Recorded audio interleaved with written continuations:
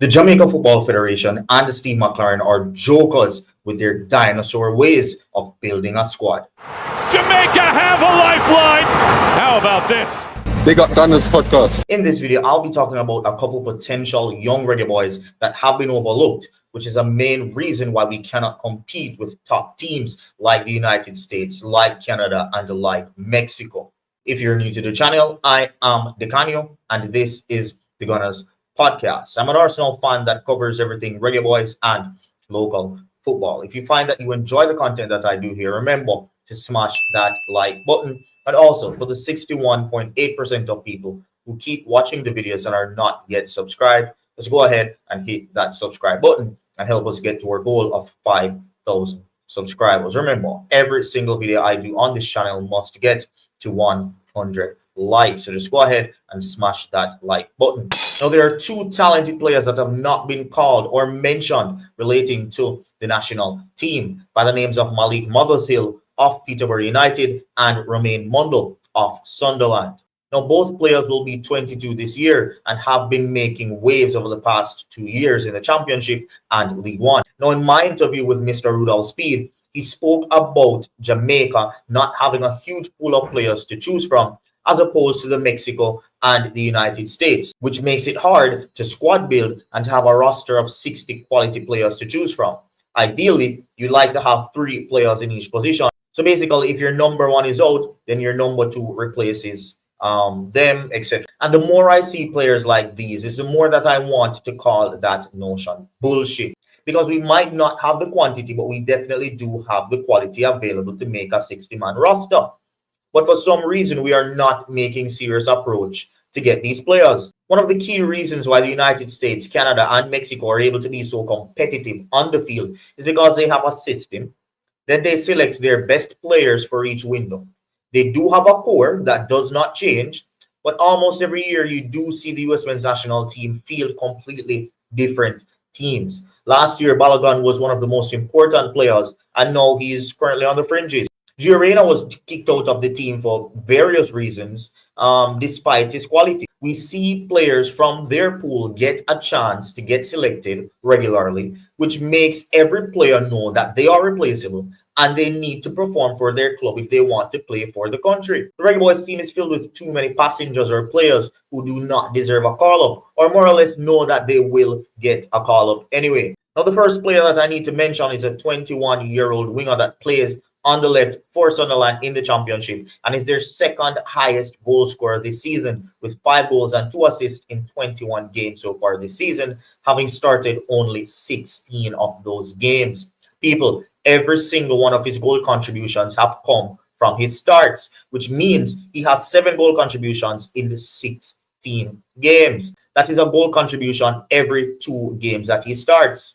As I mentioned earlier, he is the second highest goal scorer in his team, at the top of the Championship, challenging for promotion into the Premier League. He has ties to the Caribbean, with his dad being Jamaican and his mom being from St. Kitts. Yet still, there has been nothing said about him by the Jamaica Football Federation, and that is Romaine Mundle. There has been no talks. I've heard, right, source that he was selected for a youth team camp. I'm not sure if it was under 21 or under 23. And he rejected the call-up because the Jamaica Football Federation told him that he had to buy his own ticket to come. And he took that as basically disrespectful. Now, people, I don't know if that claim is valid. However, if that is true, that just goes to show that the Jamaica Football Federation is not serious. Because to me, this guy shouldn't even be in the under-20s side or the under-21 side. This guy has a chance to be performing in the national team. He's playing at the very top of the Championship, and he's the second goal scorer for a team challenging for promotion into the Premier League next season. Now, the next player is in League One and plays for Peterborough United, the same league as Charlton, the same league as Barnsley, that has John Russell, Kari Anderson, Kahim Dixon, and Dexel Mbikisa. And he plays all across the attack. He has 11 goals, 8 assists in 39 appearances this season, and that is 19 goal contributions in 39 games in the same league as Kahim Dixon, which takes me to my next point. Is this national team being selected off merit? Malik Mothersill spoke to Simon Preston over 2 years ago and said that he was in the process of sorting out his passport. and also expressed his ambition to play for the Reggae Boys. What would it mean for you to, get a call up, for Jamaica one day and represent, of course, the land of your heritage, the land of your parents and grandparents?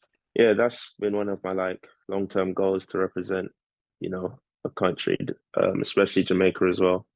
So yeah, I've been working towards that. So if that is the case, surely he must have his passport by now. And judging off his own words, he does want to represent us. Other teams like the United States and Canada would be grabbing these players and giving them at least a call-up, at least a cap, to let them know that they are being seen and considered, which should drive them to get hungry and to do better. Instead, here at Jamaica, we continue to call players that have failed us over and over and over again, while expecting better results. And as much as I love and rate Kahim Dixon, and I want to see him do well, I cannot say objectively that he deserves a call-up over Mothershille or Mundle. In fact, I can 100% say that he does not deserve one over them. Mundle is on the verge of getting promoted to the Premier League and is the second highest goal scorer in his team, right? While Mothershille is playing in the same league as Dixon. However, Dixon is playing in academy football, while Mothershille is playing in big man football, week in, week out, and has 11 goals and 8 assists in 39 games. Now, as much as I rate Dixon, this cannot be fair. And as somebody who calls out diaspora players for rejecting us young and wanting us old, I cannot possibly see these two young Jamaican players that are doing waves in England and would love to have a chance, right, to represent, and are being passed for Kahim Dixon and Shamar Nicholson, and just not speak about it. Kahim Dixon is not doing it in big man football as yet. And Boza has lost his touch, instinct, and pace.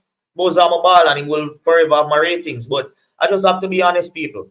Right? I can't be biased as a journalist. Boza is still my ball line at the side.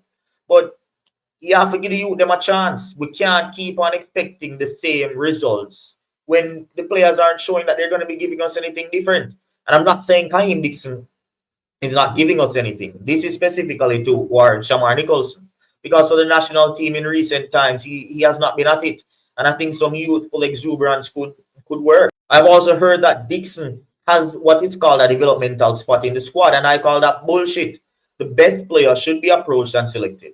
Mothershille is the second most dangerous player in League One after Richard Cohn based on his stats. These are the type of players that normally we would see rise through the leagues and make it to the Premier League, like a Jamie Vardy and Ivan Toney and Ollie Watkins, which makes it more important for Jamaica to act now before it is too late. Now, to make it very clear, I am not calling for them to be regular starters. What I'm calling for is for them to be given a chance to prove themselves that I know they will take. The Jamaica national team needs youthful exuberance. Look at what the injection of Warner Brown did for the team. What do you think will happen if we give Mothershille and Mundle a chance instead of Bailey? What will that single chance do to Mundle? And what will it do to Bailey?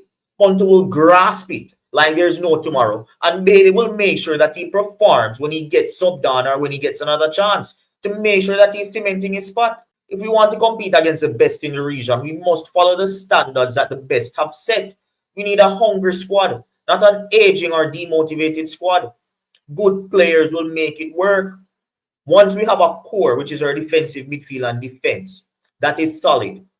I don't really want that to change, but anything else around that can change, in my opinion.